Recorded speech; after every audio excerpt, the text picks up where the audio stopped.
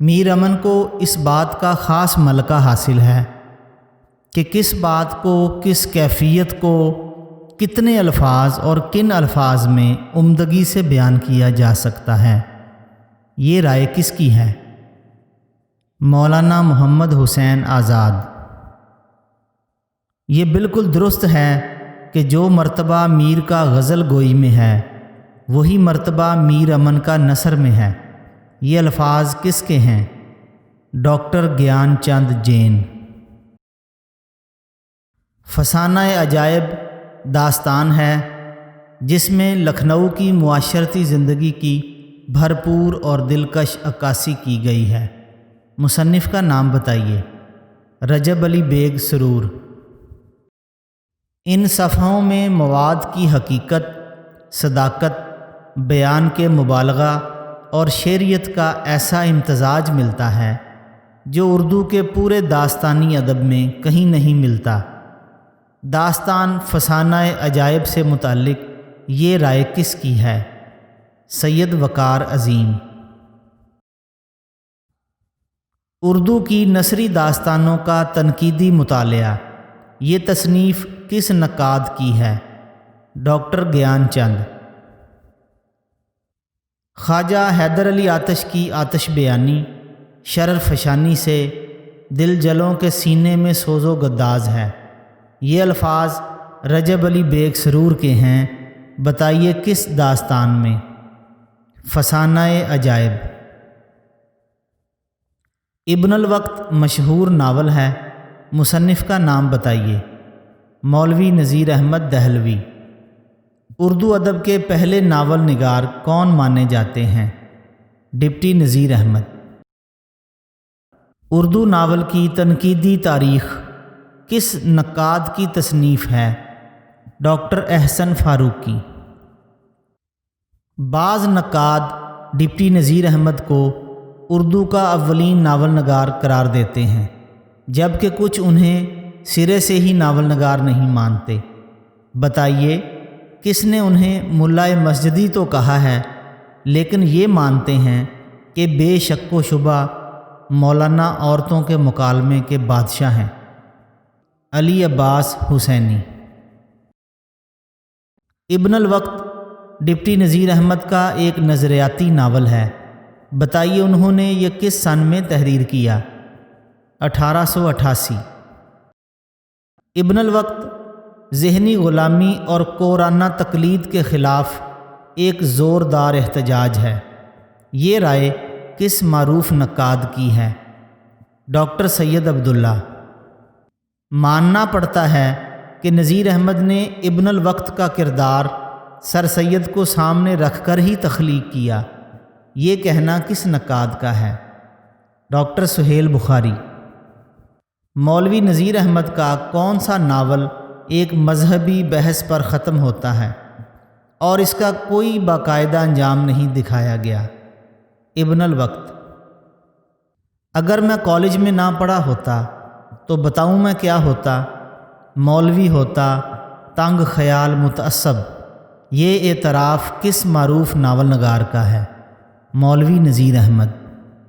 Deputy Nazir Ahmad کے ناولوں میں مولوی اور آرٹسٹ کی مسلسل ہاتھا پائی ہوتی رہتی ہے اور آرٹسٹ عام طور پر جیت جاتا ہے۔ یہ رائے کس بڑے شاعر کی ہے؟ فیض احمد فیض۔ فسانہ آزاد لکھنؤ کے مخصوص ادبی اسلوب کا حامل ناول ہے۔ مصنف کا نام بتائیے۔ پنڈت رتن ناتھ سرشار۔ فردوس بریں کس ادیب کا مشہور تاریخی ناول ہے؟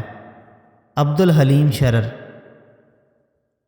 وہ کون مشہور ناول نگار ہیں جو شعر بھی کہتے تھے اور ان کے بقول ان کا 200 سے زائد صفحات کا دیوان ان کے صاحبزادے نے ردی سمجھ کر 2 پیسے سیر بیچ ڈالا؟ مرزا ہادی رسوا۔ فردوس بریں عبد الحلیم شرر کا واحد ناول ہے جس میں نہ تاریخ کا سینہ داغدار نظر آتا ہے اور نہ کسی تاریخی شخصیت کا دامن تار تار۔ یہ رائے کس تنقید نگار کی ہے؟ سید عابد علی عابد۔ ڈاکٹر احسن فاروقی کے بقول امراؤ جان ادا کے کمال کو اردو کا کوئی بھی ناول نگار نہیں پہنچ سکا۔ ناول نگار کا نام بتائیے۔ مرزا ہادی رسوا۔ مرزا کا ناول ایک ایسا شعر ہے جس کا ایک لفظ اس خاص مقام سے ہٹا دینے سے سارا شعر درہم برہم ہو جاتا ہے۔ امراؤ جان ادا سے متعلق یہ رائے ڈاکٹر یمنہ انصاری کی ہے۔ بتائیے اس ناول کو خراج تحسین کس نے پیش کیا کہ ہم نے کسی ناول میں اتنی دلچسپی، اتنی کثرت واقعات اور فطرت انسانی کی اتنی صحیح تصویر نہیں دیکھی۔ رام بابو سکسینہ۔ مرزا ہادی رسوا کے کس ناول کو بعض ناقدین نے اردو کا پہلا نفسیاتی اور مکمل ناول قرار دیا ہے؟ امراؤ جان ادا۔ اردو کے شاہکار امراؤ جان ادا سے پہلے مرزا رسوا کتنے ناول لکھ چکے تھے، لیکن کسی کو خاطر خواہ شہرت نہ ملی؟ 4۔ امراؤ جان ادا میں کئی غزلوں کے مشاعرے کے علاوہ جا بجا اشعار بھی ملتے ہیں۔ بتائیے یہ کس کا کلام ہے؟ مرزا ہادی رسوا۔ ہم نے اپنے ناولوں کو موجودہ زمانے کی تاریخ بنا دیا، یہ کہنا کس ادیب کا ہے؟ مرزا ہادی رسوا۔ قرۃ العین حیدر کا کمال بھی کم و بیش کلیات میر کی کرامت جیسا ہے۔ اردو کے اتنے اسالیب بیان شاید کہیں اور یکجا نہیں ملیں گے۔ کس نقاد نے قرۃ العین حیدر کی توصیف میں یہ الفاظ اپنی تصنیف کہانی کے رنگ میں تحریر کیے؟ سراج منیر۔ قرۃ العین حیدر نے اپنے کس ناول کا اختتام ان الفاظ میں کیا؟ لاکھوں برس سے سورج اسی طرح طلوع ہوتا ہے اور غروب ہو جاتا ہے، اور طلوع ہوتا ہے اور غروب ہو جاتا ہے، اور طلوع، آخر شب کے ہم سفر۔ مرد موت کا مقابلہ موت سے، مگر عورت موت کا مقابلہ زندگی سے کرتی ہے۔ عاشق، بچے اور وحشی یہ سب فطرت سے بے حد قریب ہوتے ہیں۔ آدم و حوا کو بنایا اور ایک دوسرے کے رحم و کرم پر چھوڑ دیا۔ یہ تینوں اقتباسات ایک معروف ادیبہ کے ایک ناول سے ہیں۔ نام بتائیے۔ قرۃ العین حیدر۔ خیالستان کس کے افسانوں کا مجموعہ ہے؟ سجاد حیدر یلدرم۔ اردو ادب میں مختصر افسانے کا آغاز کس سے ہوتا ہے؟ سجاد حیدر یلدرم۔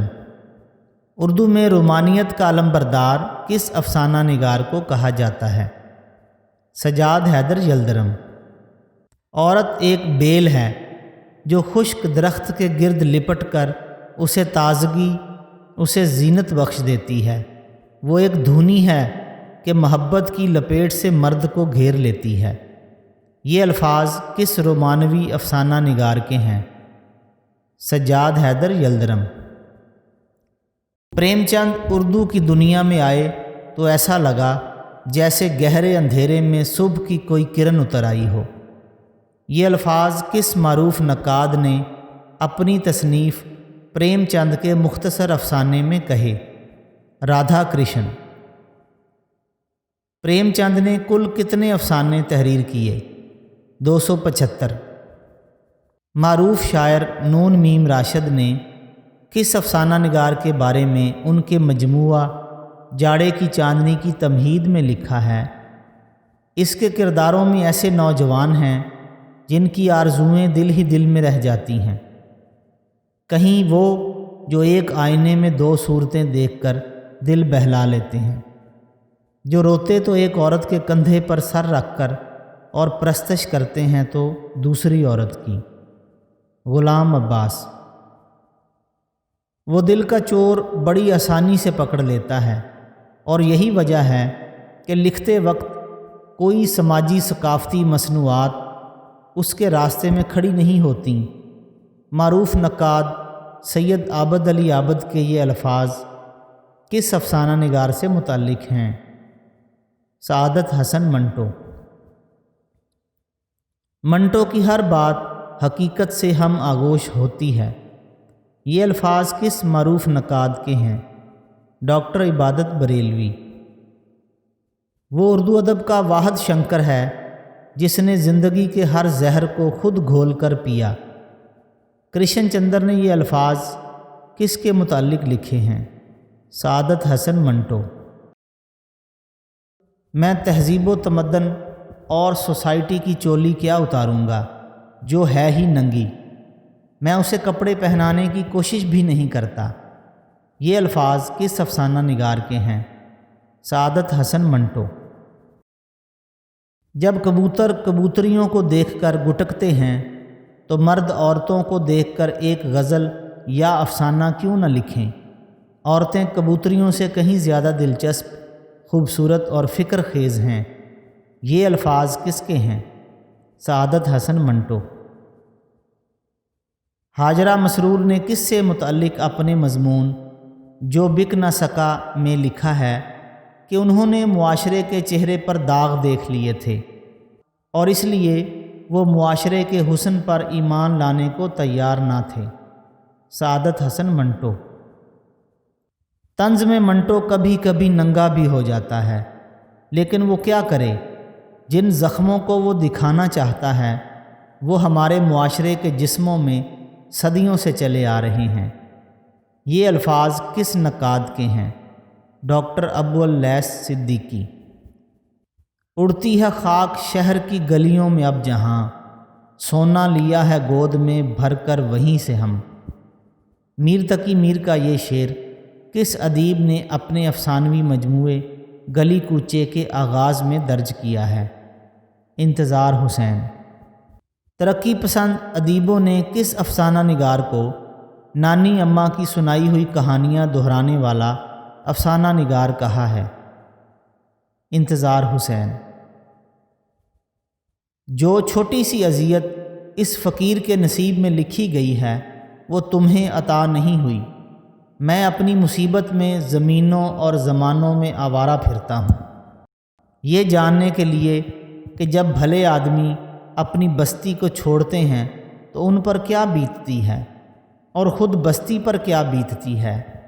یہ الفاظ کس افسانہ نگار نے خود پر تنقید کے جواب میں اپنی تصنیف کچھوے کے ابتدائیے میں لکھے؟ انتظار حسین۔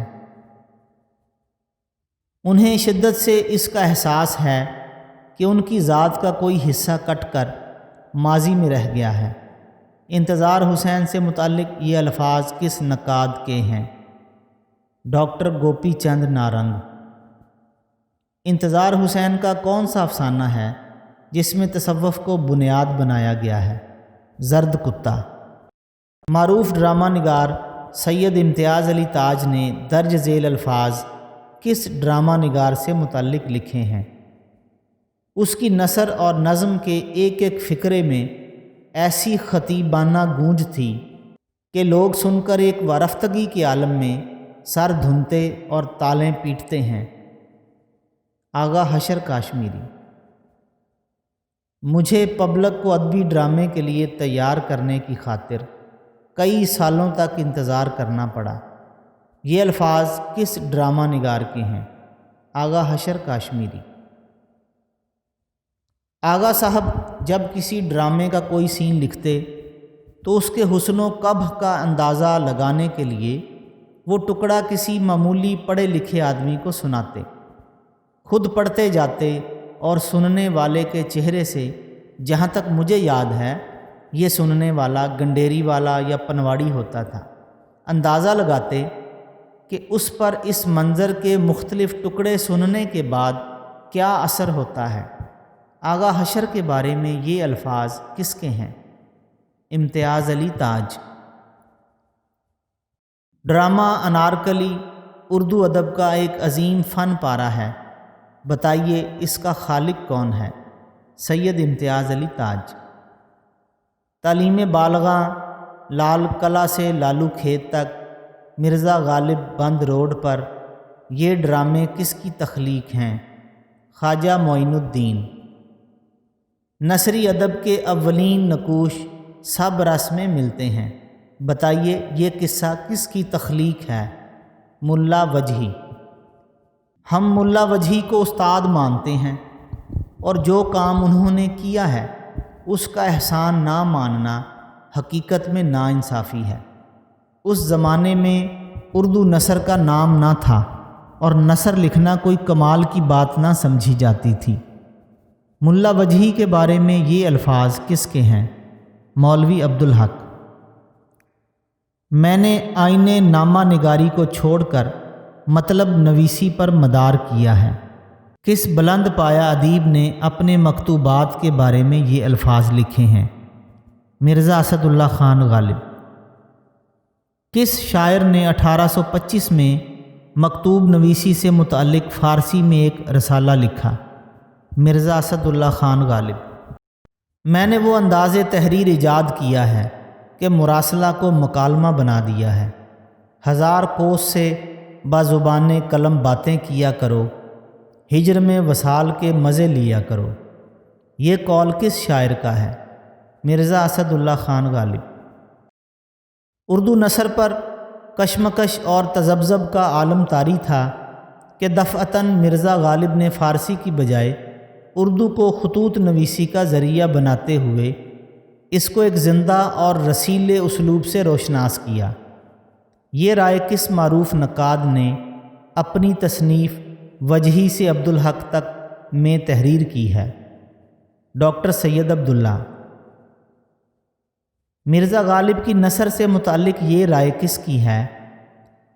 یہ سلاست عبارت، یہ روانی مطالب دیکھی نہ سنی، سطریں ہیں کہ موتی کی لڑیاں ہیں، باتیں ہیں کہ مصری کی ڈلیاں ہیں۔ میر مہدی۔ انہوں نے ادب میں ایک نیا پن، ایک ہمہ گیری، ایک مقصد، ایک سنجیدگی اور ایک خاص قسم کی معقولیت پیدا کی۔ ڈاکٹر سید عبداللہ کی یہ رائے کس انشا پرداز سے متعلق ہے؟ سر سید احمد خان۔ سر سید احمد خان نے اپنے ادبی سفر کا آغاز کس جریدے سے کیا؟ سید الاخبار۔ بقول ڈاکٹر سید عبداللہ ذیل میں سے کس انشا پرداز کے اکثر مضامین و مقالات میں خوفناک سنجیدگی پائی جاتی ہے؟ سر سید احمد خان۔ ملک میں آج بڑے سے بڑے انشا پرداز موجود ہیں، لیکن ان میں سے ایک شخص بھی نہیں جو سر سید کے بار احسان سے گردن اٹھا سکتا ہو۔ یہ رائے سر سید احمد خان کے کس نظریاتی مخالف کی ہے؟ مولانا شبلی نعمانی۔ سر سید احمد اردو نثر کے باوائے آدم ہوں نہ ہوں، اردو مضمون نگاری کے باوائے آدم ضرور تھے، اور باوائے آدم بھی ایسے جو بہشت کی سیر کر آئے تھے۔ یہ رائے کس مستند نقاد کی ہے؟ سید عبداللہ۔ حالی اپنے دور کے بلکہ 19ویں صدی کے بہترین نثر نگار ہیں۔ یہ رائے کس نقاد کی ہے؟ ڈاکٹر سلیم اختر۔ حالی کا مثالی اسلوب بیان ان کا اپنا اسلوب بیان ہے جس میں سر سید کی سادگی اور سادی کے حسن بیان کا لطیف اجتماع ہے۔ یہ رائے کس نقاد کی ہے؟ ڈاکٹر سید عبداللہ۔ سر سید کی لائف ہمارے لیے ایک ایسی مثال ہے کہ اس کی پیروی سے ممکن ہے کہ ہماری قوم کی یہ کٹھن منزل جو تنگ نائے دنیا میں ظاہر ہے، جو اس کی سب سے آخری منزل ہے، آسانی کے ساتھ طے ہو جائے۔ یہ الفاظ مولانا حالی کے ہیں جو انہوں نے سر سید احمد خان کی سوانح عمری کے دیباچے میں لکھا۔ کتاب کا نام بتائیے۔ حیات جاوید۔ حیات جاوید حالی کا سب سے بڑا کارنامہ ہے۔ یہ رائے کس کی ہے؟ مولوی عبدالحق۔ سید صاحب کو یقین نہیں آتا کہ کوئی ہندوستانی شخص بھی ایسا کمال کر سکتا ہے۔ شبلی نعمانی نے سر سید احمد خان سے متعلق یہ طنزیہ جملہ اپنے کس مضمون میں لکھا ہے؟ جہانگیر اور تجھ کے جہانگیری۔ شبلی نعمانی نے یہ طنزیہ جملہ کس سے متعلق لکھا ہے اور افسوس یہ کہ ہمارا اردو کا انشا پرداز بھی قاضی نور اللہ شوستری کے خون کا بدلہ اسی پردے میں لیتا ہے۔ محمد حسین آزاد۔ ذیل میں کس کی نثر میں خطابت کا نمایاں عنصر پایا جاتا ہے؟ ابوالکلام آزاد۔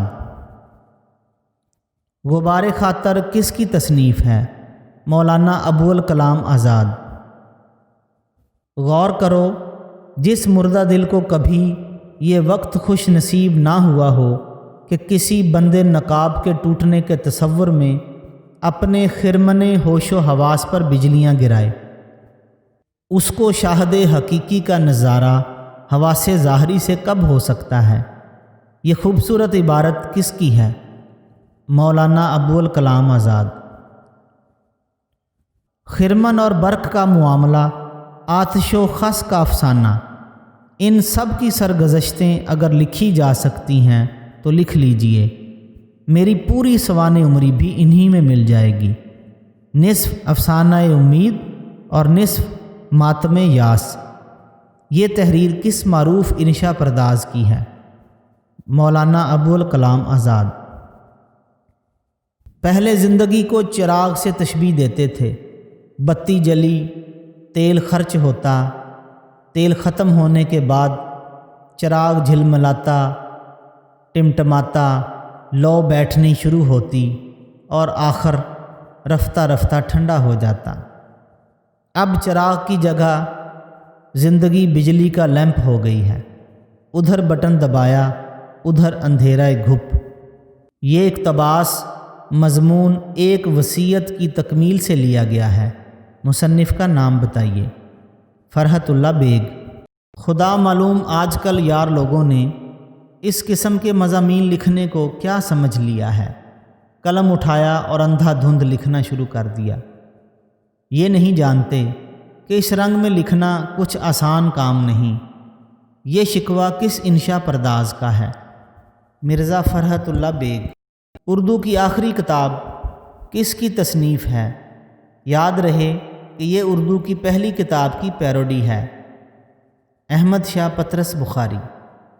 بخاری فکروں اور لطیفوں کی تجارت نہیں کرتے تھے، وہ ہر طرح کی متاع ہر جگہ پیدا کر لیا کرتے تھے، تجارت کے لیے نہیں، تواضع کے لیے۔ وہ لطیفہ خواں نہ تھے، لطیفہ طراز تھے۔ پطرس بخاری کے اسلوب سے متعلق یہ رائے کس نقاد کی ہے؟ پروفیسر رشید احمد صدیقی۔ اگر یہ کتاب آپ کو کسی نے مفت بھیجی ہے تو مجھ پر احسان کیا ہے، اگر آپ نے کہیں سے چرائی ہے تو میں آپ کے ذوق کی داد دیتا ہوں، اپنے پیسوں سے خریدی ہے تو مجھے ہمدردی ہے۔ اب بہتر یہی ہے کہ آپ اس کتاب کو اچھا سمجھ کر اپنی حماقت کو حق بجانب ثابت کریں۔ کس مضمون نگار نے اپنی کتاب کے آخر میں یہ الفاظ تحریر کیے ہیں؟ احمد شاہ پطرس بخاری۔ یونیورسٹی والوں کی حماقت ملاحظہ فرمائیے کہ ہمیں پاس کر کے اپنی آمدنی کا ایک مستقل ذریعہ ہاتھ سے گنوا بیٹھے۔ یہ پطرس بخاری کے کس مضمون کا آخری جملہ ہے؟ ہاسٹل میں پڑھنا۔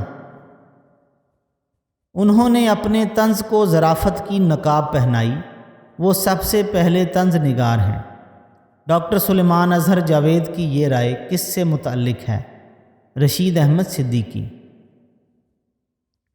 اردو ادب میں طنز و ظرافت کا نام لیجئے تو وزن و وقار، گہرائی اور معنویت، نفاست اور پرکاری کے اعتبار سے سب سے پہلے ہماری نظر پروفیسر رشید احمد صدیقی کی طرف جاتی ہے۔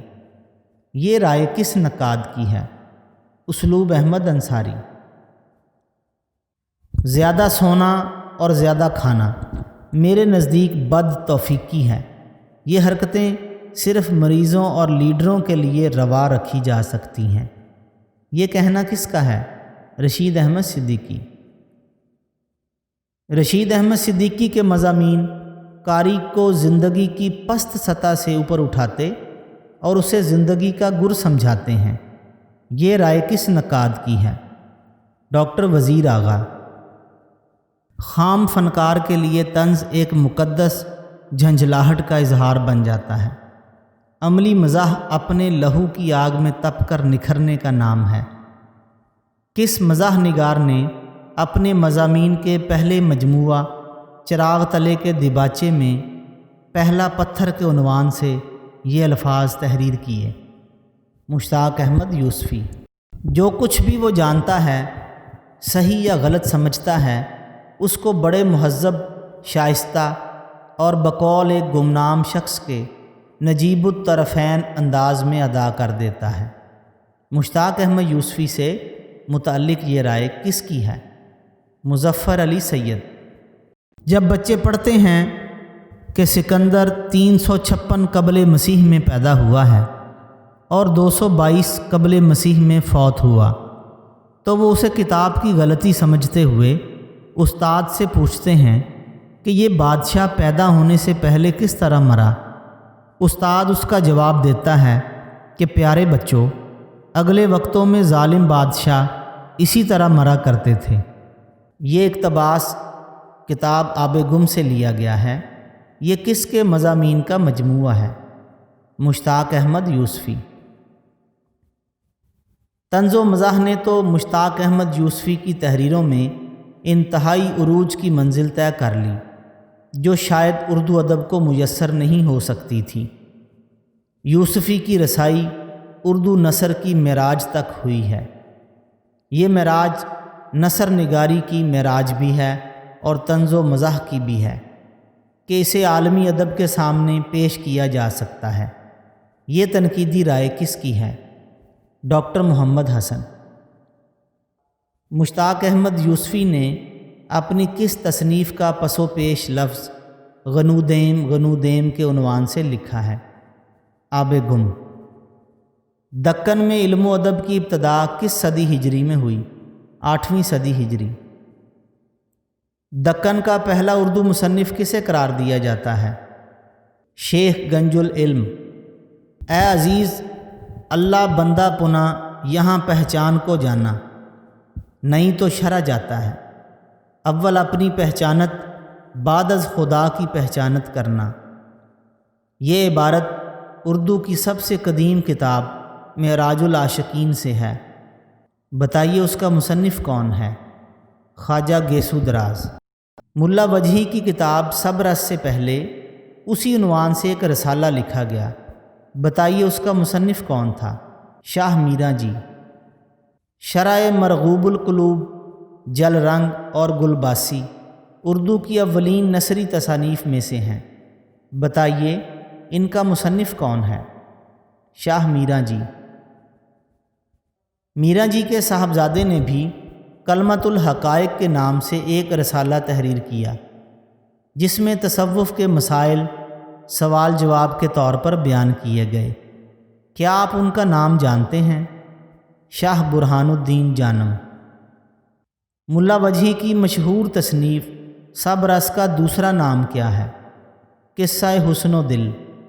دکن کی قدیم اردو کتابوں میں سب سے ضخیم نثری تصنیف کون سی ہے؟ صبرس۔